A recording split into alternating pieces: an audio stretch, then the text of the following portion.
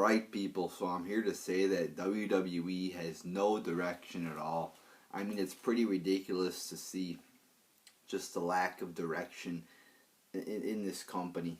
I mean, and by like the lack of direction, I just mean they don't know what the fuck they're doing from one week to another. They don't have a long-term plan in mind, it seems like. Because one week, or like one, remember, let's just go over a few examples. I mean, just look at Bray Wyatt. Look how much time they spent in Bray Wyatt, feuding with top guys like Cena, and they gave him a lot of time, feuding with The Shield, feuding with a bunch of top guys, Undertaker even. And I mean, look at him. I mean, he was off TV. It's like he fused with Cena, then he's just off TV, and then he's like, nobody gives like a shit about him really, and he just wasn't the same after he lost to Cena. And they seemed like they had high hopes for him, but I mean, it just seemed like they fucked him up, And then he loses to the Undertaker, and now he's feuding with fucking Ryback. Whoa, wow, What a privilege to be in a feud with Ryback, huh? It's just, that's what I'm fucking talking about. He's not, after fucking what, 2 years now it's been, he's fucking not, I'll say this. He was a bigger star when he debuted. There was more hype with him when he debuted. There was more excitement around him the day he fucking debuted. The day he fucking attacked Kane than there is now. Dolph Ziggler beat the Authority fucking in like November or some shit around that time. And I remember talking on Twitter with people, and I'm like, Ziggler won. It looks like they're high on Ziggler. There's a decent chance they'll push him, but let's not forget it's WWE, so they might not push him. People are like calling me crazy, and look at now. Who's he feuding with?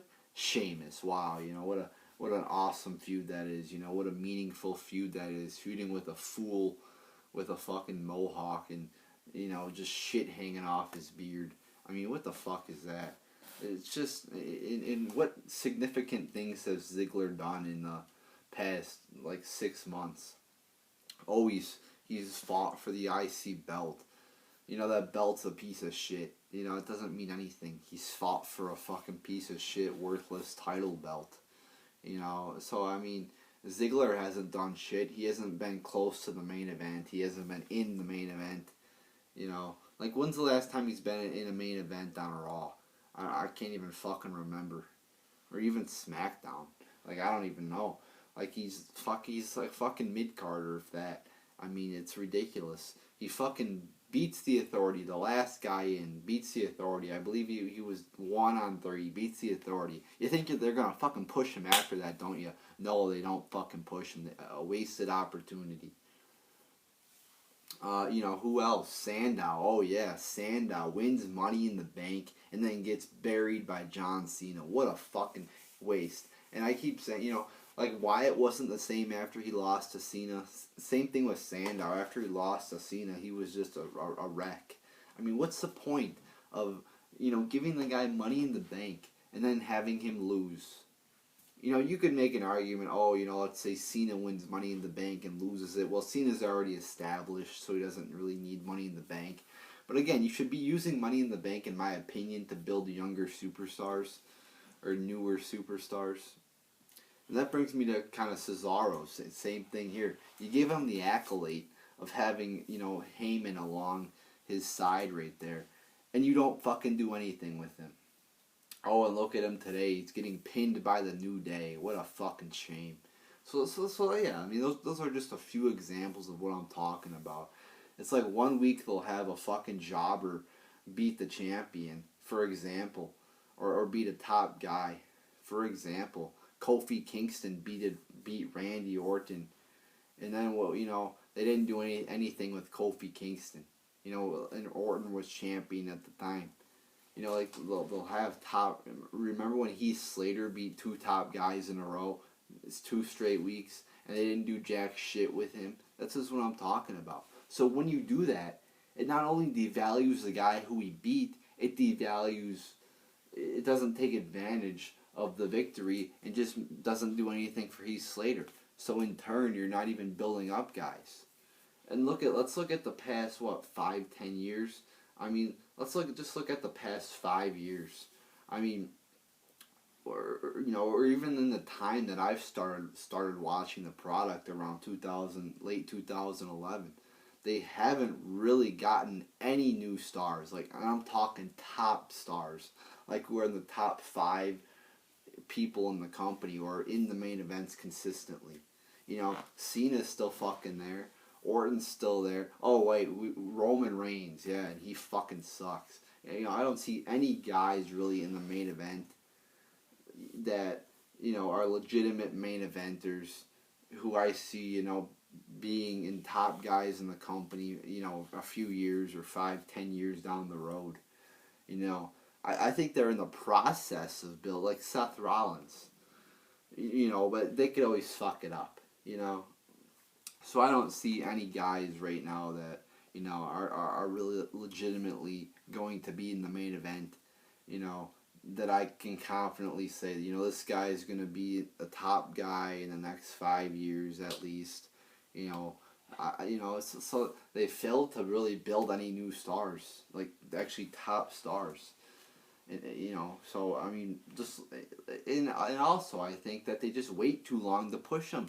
They wait till they're in their like mid-30s to push these guys, and they're burnt out, getting injuries like Daniel Bryan and shit like that. So, I mean, that's a problem too. But it just seems like this company has no direction going from week to week. It just seems like they don't know what they're gonna fucking do. It doesn't seem like they even care about what they're gonna do. It's like, oh, let's just throw this piece of shit out here and see if it works. Let's have Brock Lesnar and Roman Reigns play tug of war. Yeah, how great was that? I mean, who the fuck thought that would be good? I mean, seriously. So I mean, it just seems like, they don't even. You always hear stories of them like rewriting Raw the day of, or even during the show.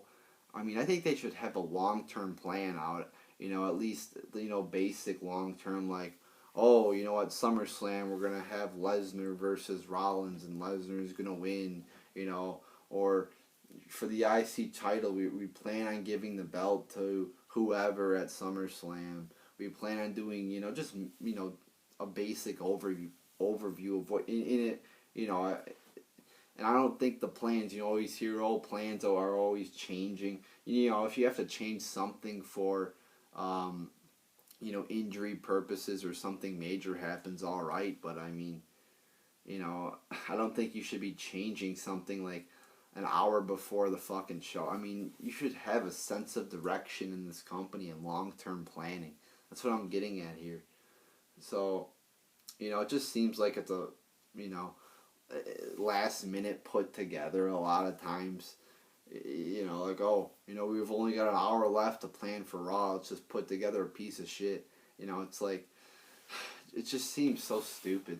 Like, the product, it seems like, really this is what you fucking thought of. You had a fucking week to make this show, and this is what you got.